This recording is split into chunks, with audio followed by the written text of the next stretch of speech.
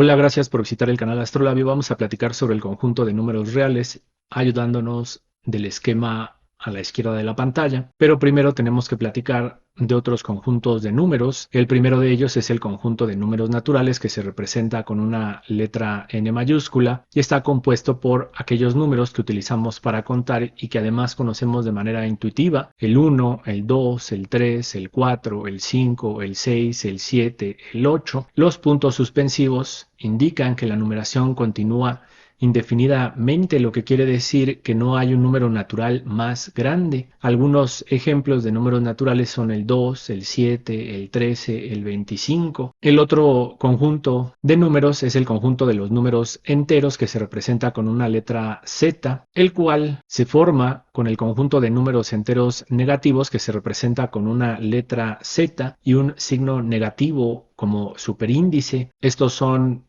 -5, -4, -3, -2, -1. Los puntos suspensivos indican que no hay un número entero más pequeño. La numeración continúa indefinidamente y también se forma por el conjunto de números enteros positivos, que se representan con una letra Z y un signo positivo como superíndice. Estos serían 1, 2, 3, 4, 5, 6 y así indefinidamente. También tenemos que el 0 es un elemento del conjunto de los números enteros. Los números enteros se utilizan para expresar temperaturas bajo cero, pérdidas, deudas, disminuciones. Podemos notar que el conjunto de números naturales es un subconjunto del conjunto de números enteros. 1, 2, 3, 4, 5 pertenecen al conjunto de los números naturales. Es decir, que el conjunto de números naturales está contenido en el conjunto de los números enteros. Por eso representamos en el esquema un cuadro asociado al conjunto de los números naturales,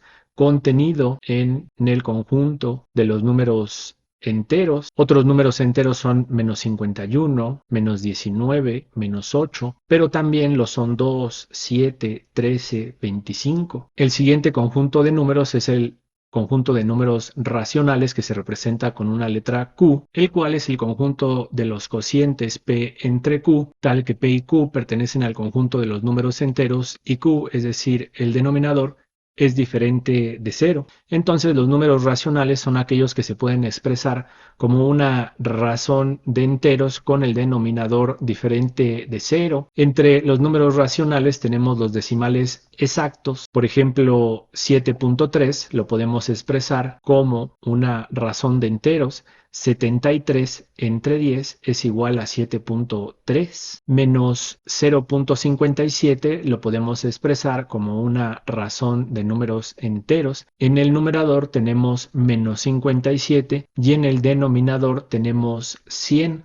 Al realizar la división tenemos menos 0.57. También los decimales periódicos son números racionales. Un tercio es igual a 0.3333 y así sigue repitiéndose el 3, es decir, que hay un patrón. Por ejemplo, 0.3636 se puede expresar como una razón de enteros. 4 entre 11. En este caso, 4 es igual a P, que está en el numerador, y 11 es igual a Q, que está en el denominador. Así tenemos que los números que hemos comentado como ejemplos son números racionales: menos 0.57, 4 onceavos, 7.3 y un tercio son números racionales, pero también lo es menos 8, porque menos 8 lo podemos expresar como una razón de enteros. Tendríamos menos 8 entre 1 es igual a menos 8.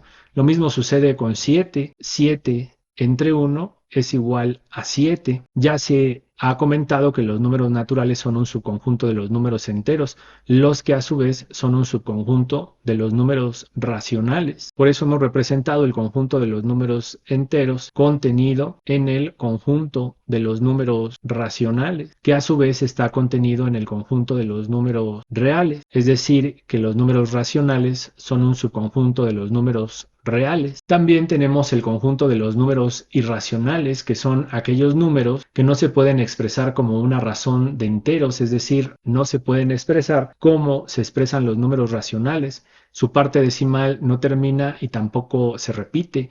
Por ejemplo, pi 3.141592. No hay un patrón, tampoco tenemos una parte decimal exacta.